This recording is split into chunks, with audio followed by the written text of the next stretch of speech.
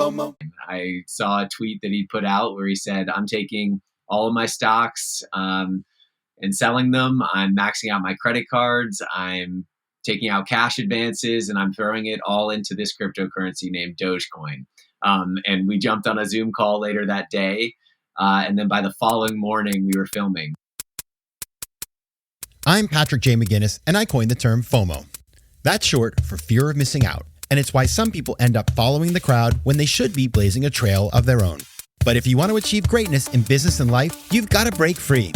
Come on, I'll show you how. This is FOMO Sapiens, where we explore how entrepreneurial thinkers find the inspiration and the courage to build exceptional lives.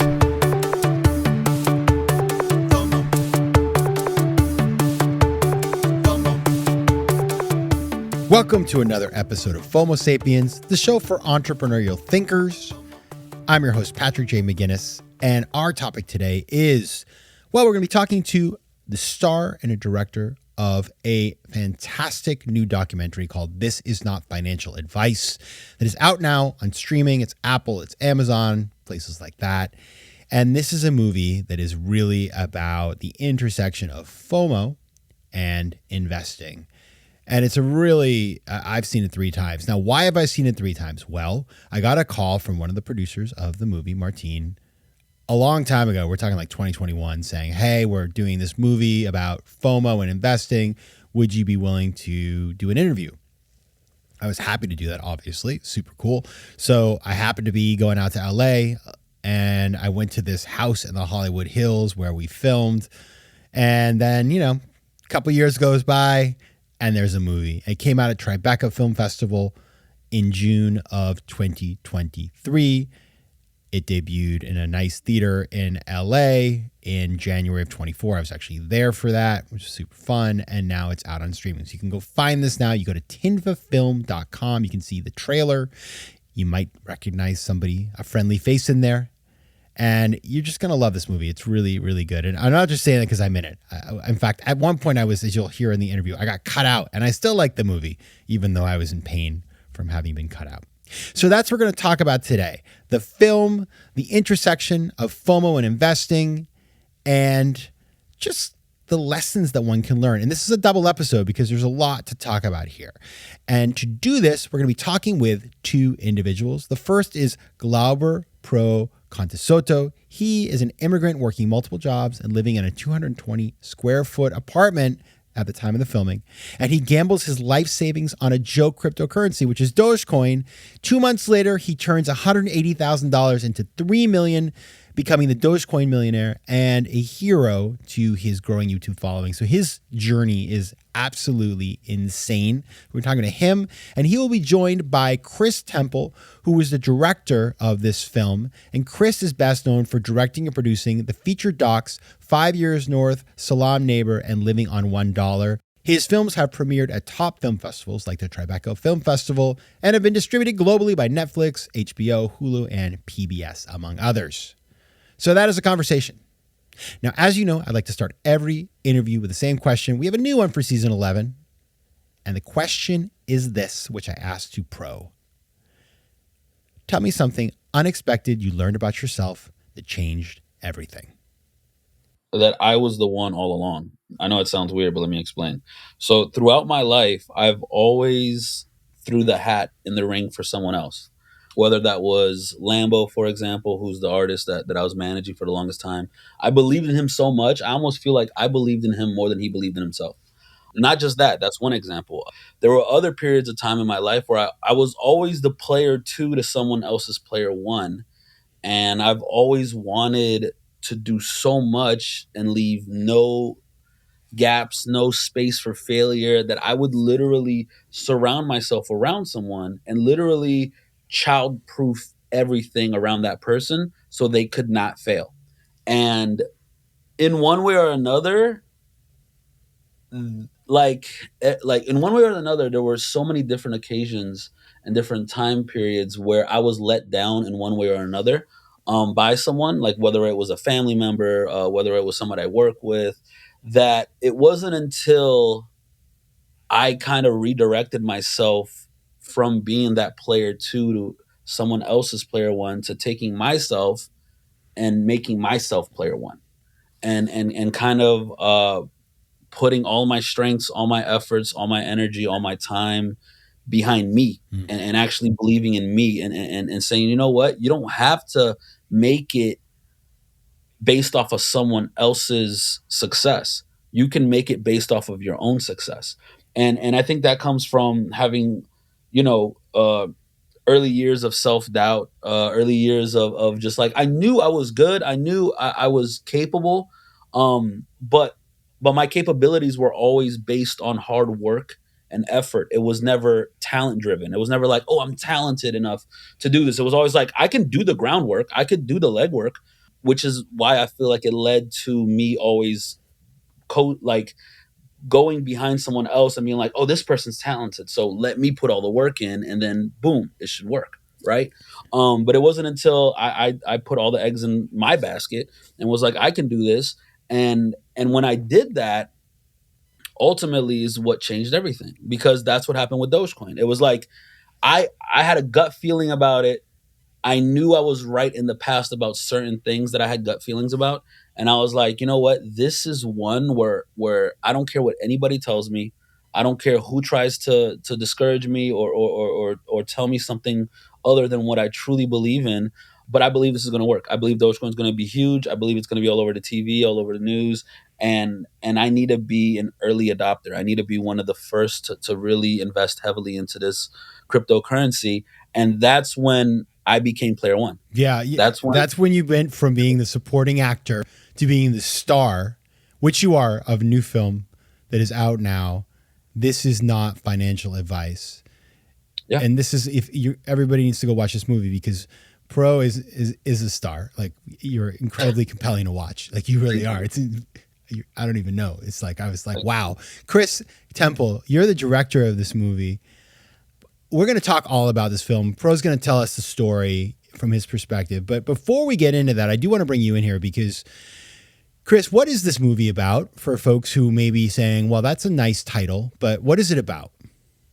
Yeah, I mean, I think to understand what it's about, you got to understand where it began. And I mean, I think really this film began with my own investing FOMO, that I was looking at markets in early 2021, right? And I was seeing everybody else getting rich. It felt like people were, whether it was crypto or GameStop or just regular stocks, everything looked like it was going up. And I just had this feeling like I needed to get involved or I was going to miss out. And so I started investing myself. I started throwing money into really speculative assets and being a part of this. And through that, I met other community people online and Reddit, Twitter, etc., who were making really even much more speculative decisions. And that's where I met Pro online. I saw a tweet that he put out where he said, I'm taking all of my stocks and selling them. I'm maxing out my credit cards. I'm taking out cash advances, and I'm throwing it all into this cryptocurrency named DogeCoin. And we jumped on a Zoom call later that day. And then by the following morning, we were filming, and we filmed together for the next almost 2 straight years, following the roller coaster ride of what it's like to make a financial decision like that. And I think, Pro is one of 4 amazing individuals in this film that from all different walks of life who have different approaches to money. And I think, I think the film really is about the psychology of money, of risk and fear and greed, and how for each of us, it's a little bit different. What? You want to know something funny, Chris? Really quickly, just to interject. I have that first conversation that we had recorded on camera. No way. I filmed it on my phone. Isn't that illegal? Not in the state of California. Okay, good. Yeah, it's one-party consent. Wait, I love that you turned it on the documentary filmmaker, and we got to watch that. I had my camera going right next to me as we had the entire conversation. I think it was like an hour interview we did, right? Like 40 minutes. Well, I was looking through my emails today in preparation for this, and I got an email. Let me see, pull it up right here. I got an email from one of the producers of the film on April 6th, 2021, saying that there was this director making a movie about GameStop. And would I be interested in talking about the FOMO elements of it? Here we are 3 years later. The movie is about Dogecoin, really. I mean, there's some of the other stuff too, but it's really, Doge is really a big heart of this film. Mm-hmm. And Pro, I really, I had sort of followed Dogecoin as a meme, but I really didn't know much about it until I saw the first draft of the film and I started to learn about your journey. Take us back to how, like, how did this come into your life, DogeCoin? Because, you know, for folks, I won't spoil the ending, but you put everything into DogeCoin and you wrote it up from, you know, almost nothing to being worth millions of dollars. So, but when did you first discover it? I first discovered DogeCoin in the depths of Reddit. That's funny. I just thought about that. But I was on Reddit because of Wall Street Bets. Yeah. So I was learning about GameStop, AMC, because it started. A lot of people don't know this or don't think about it, but it started with meme stocks. Yep. Stocks. That's where it all began, and it went from meme stocks to meme coins on crypto. So that's where I first heard about Dogecoin. It was it's funny enough, it was a screenshot, and I wasn't even on Twitter like that back then. It was a screenshot of a tweet from Wall Street Bets chairman or something, and the tweet was, "Has Dogecoin ever been to $1, or has Dogecoin ever hit $1 or something?" And that tweet went viral on Twitter. Somebody took a screenshot, posted it on the Wall Street Bets Reddit, and that's where I came across it. And I was like, Dogecoin, let me look this up. FOMO. So that's great. But then to go from there to like putting everything, I mean, like, what happened there? Like, what was it that convinced you? Yeah, I mean, I've found a lot of memes on the internet without throwing my life savings into them. Here's the funny thing. So I found out about GameStop too late. That's what it was. Oh. I put in some money in a GameStop the day. It's so crazy how everything worked. I put in, I don't know, 20,000 or something like that, or $10,000 or into GameStop the day before Robinhood pulled the plug. The exact day before. Oh. I put it in. It was around $300 and something. It had blown up all over the media. It was all over the news. Everyone was buying GameStop to short it, right? Or to go against the shorts, right? So the very next day, like it's supposed to go to $500. It's everybody's kind of seeing this where it's gonna go, and you can see it. I don't know if you can still do this on Robinhood or not, but you could. It was almost like a forecast. Like you can look at it and like the pressure. That's insane. I did not know that. It's supposed to hit $500. That's what, like, wow. Right before the bell rang, that's where it was looked at to go, right? And so I was like, okay, this is amazing. This is going to go to $1,000. This is going to go, because there's nothing to stop retail investors to get together and do this. And so sure enough, the opening bell happens, and Robinhood disables the buy button. You can no longer buy more GameStop. Yeah. But you can sell, though. You can sell everything. You just can't buy anymore. Weird. But in any case, the stock plummets. And so I lose maybe half of my money or something like that. And it was that kind of learning moment that I was like, okay, something's going to happen. Something has to happen, because people aren't just going to be frustrated and then dissipate.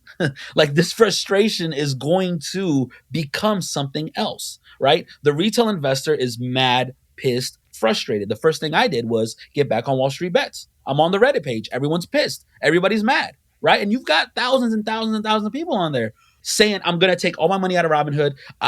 Or saying, I'm selling all my stocks. I'm pulling out of the stock market. Everybody's like scrambling. Like, what are we going to do? Yeah. What are we going to do? Right. And I knew at that moment, this was an opportunity for something major to happen, to shift. All that frustration is going to shift elsewhere. And all that money, all that liquidity from GameStop is going to go somewhere else.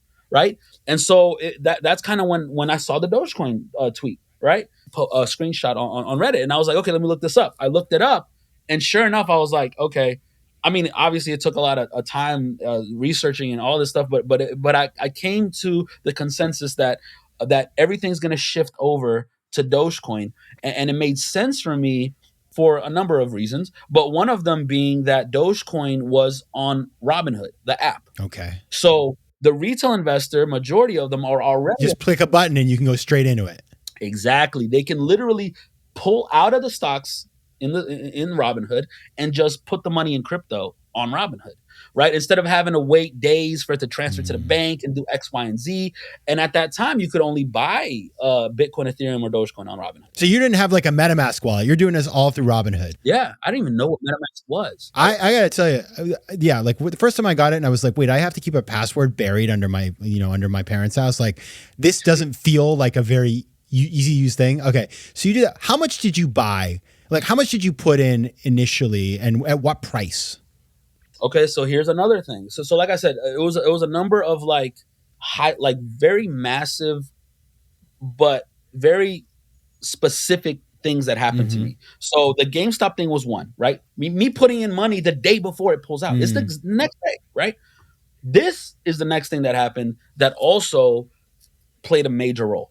I put in $40 into Dogecoin at a penny right after I saw that screenshot on Wall Street Bets. I was like, okay, let's, oh wow, it's on Robinhood. This is easy. $40, right? I had maybe $100, $200 just sitting in Robinhood that hadn't been invested. And so I put in $40 in a Dogecoin just to dip my toes in the water, right?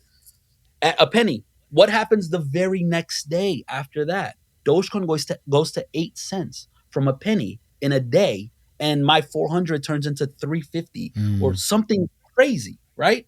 And so it was almost like, oh wow, this is what can happen. And so that's when I was like, drop everything I'm doing, stop everything I'm doing. What is Dogecoin? What is cryptocurrency? What is the likelihood that this happens again? And when it does, I need to be ready, and I need to have a lot more invested than $40. And so you ended up going big. I mean, it was more than $100,000, right? Yeah, it was almost 200,000. It was $180,000. But here's the thing: people like, it's so funny because people online are like, "Oh, who just has $180,000?" You know what I mean? Like, your dad must be rich. You probably got some type of inheritance or X, Y, and Z. Your dad's a millionaire, whatever. The $180,000 was made through stocks. Yeah. I had started investing a couple years before that. So the actual money that I had personally made that had gone into Robinhood was maybe $20,000 to $30,000. That $20,000 to $30,000 turned into $180,000 through investing. And back then it wasn't a Tesla. I was not early by any means, but in 2019 when I started investing in Tesla, when the stock was plummeting because they were not at the brink of bankruptcy, but it seemed like a lot of people were saying Tesla was going to fail because it was kind of like their make or break year. If they weren't able to pull together this Model 3 production line, it wasn't going to happen. And so I, put money into there, and it actually turned into $250,000 at the peak of it. But like I said, I invested in GameStop, lost some money. I invested in AMC, lost some money. So that 250 at the peak came down to 180, and that's when I pulled out of everything and sold everything, and I sold out of all the stocks and went all in on Dogecoin. And what was the price of good Dogecoin at that point when you did the 180? Between 3 and 4 cents. Okay, perfect. FOMO. Now, Chris, I want to pick up here with you because you meet Pro. We've all just been hearing the story. I mean, it is cinematic. I mean, it's the kind of thing like, it's incredible that you had one thing about being a documentary filmmaker, you could film for 2 years and have nothing to show for it. Yeah. But here you film, right. I mean, it's crazy. Like that blows my mind. It's like the odds are worse than venture capital, but you meet Pro and then you see the story that you want to tell. And then you have a couple other people in the film that are also, in different ways involved in this ecosystem. Talk about what you saw. Like, what was it about Pro's story and about, the movement and other folks in this space that, what was the narrative that you were trying to tease out? Yeah. I mean, I think, I was immediately compelled by Pro. I think that the New York Times described him as very affable. Pro is great. He is. But there were a couple things, right? Like when you start out making a documentary, the beauty of it is that it's real. So you don't know where it's going.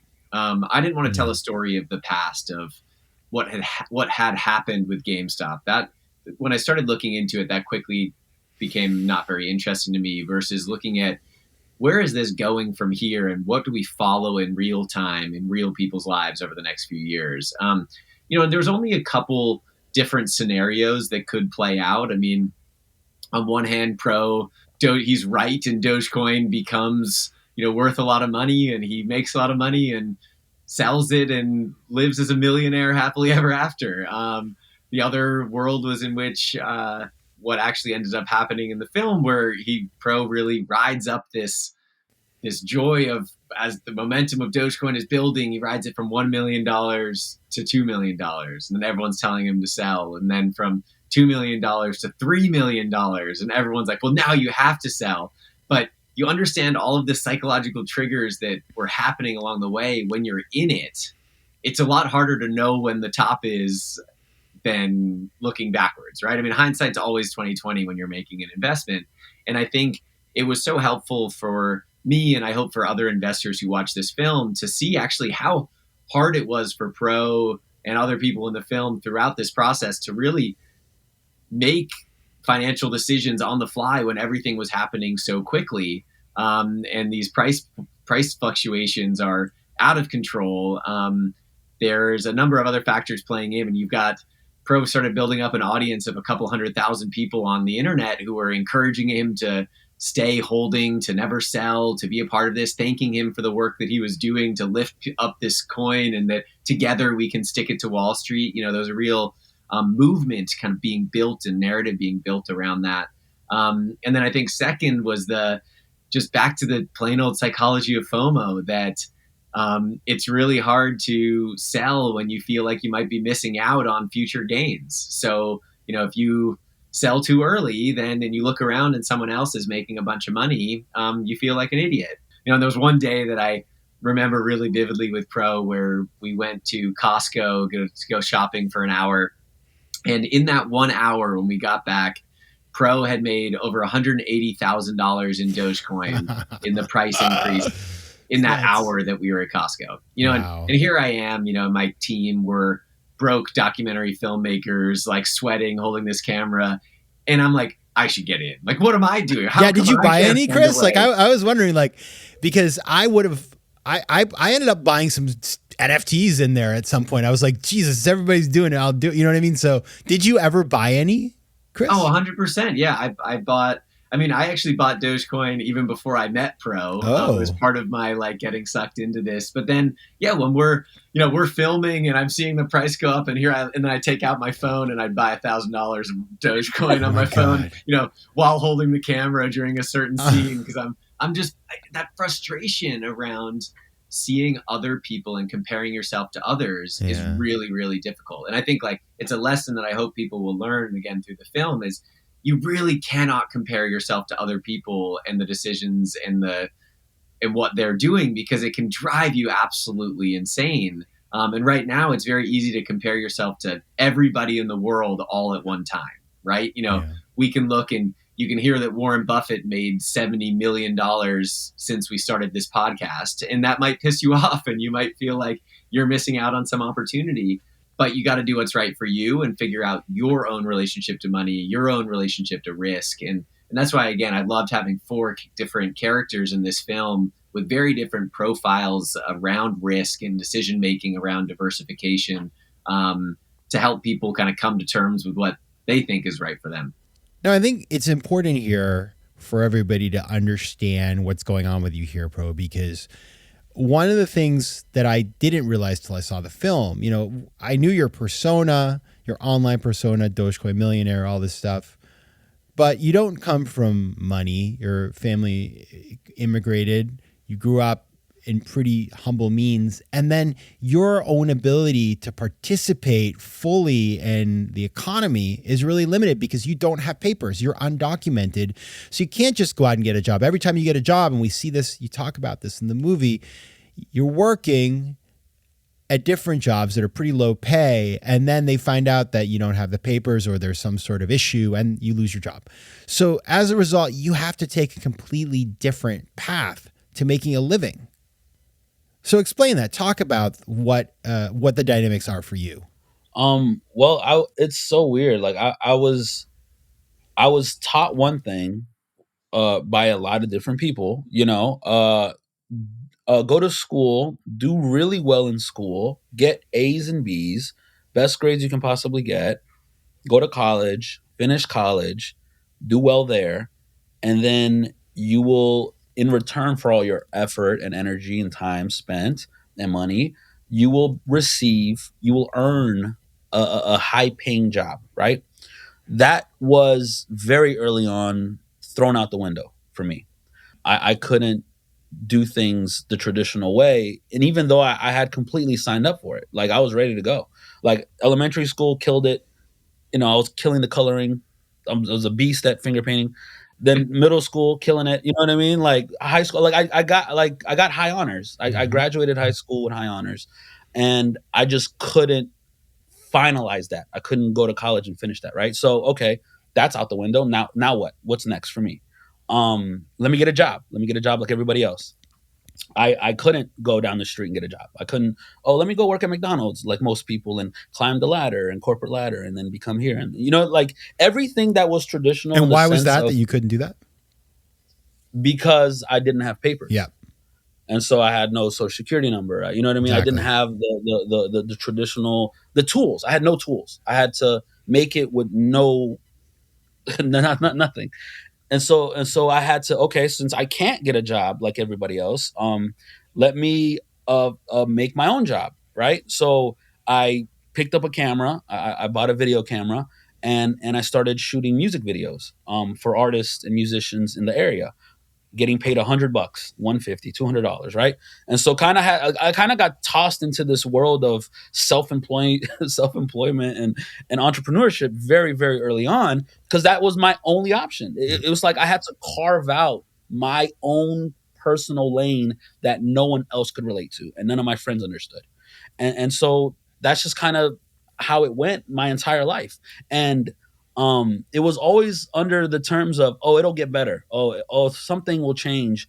There's going to be some type of amnesty. Something's going to happen where you'll be okay at some point. And that never happened. Mm-hmm. And so that's kind of the route that I had to take throughout my life. It's working. It's finding anything that I can be good at and building skills in different aspects of life where I can charge someone else for what I can do and they can pay me for what I do. Yeah, there's this concept. We had Felix Salmon on the show, who's a financial journalist, and I don't think he invented this per se, but he wrote about it in his new book, Ladders and Trampolines, that the old way of doing things is ladders. If the ladder isn't there, then why not just take the risk on the trampoline and see if you can just skip up and, do it faster. And so that explains, and I think this was kind of what I talk about in the movie actually, is like, if the system isn't working for you, why not just try something else? So that is what you did. Now we're going to talk about how that went and where things ended up and what all the learnings are on next week's episode. So everybody, we'll see you next week. And until then, take care of yourselves. FOMO Sapiens. FOMO. If you like today's show, please be sure to rate it and recommend it to your friends. And as always, you can find me on Instagram at Patrick J. McGinnis, on Twitter at PJ McGinnis, and on the web at FOMOSapiens.com or PatrickMcGinnis.com, where you can get all kinds of free resources to live a more decisive and entrepreneurial life. FOMO Sapiens is recorded in New York City. Theme music is by Mike McGinnis, and editing and post-production is by Josh Elstro. If you like today's show, please be sure to rate it and recommend it to your friends. And as always, you can find me at FOMOSapiens.com and at PatrickMcGinnis.com. To advertise on FOMO Sapiens, reach out to contact@FOMOSapiens.com.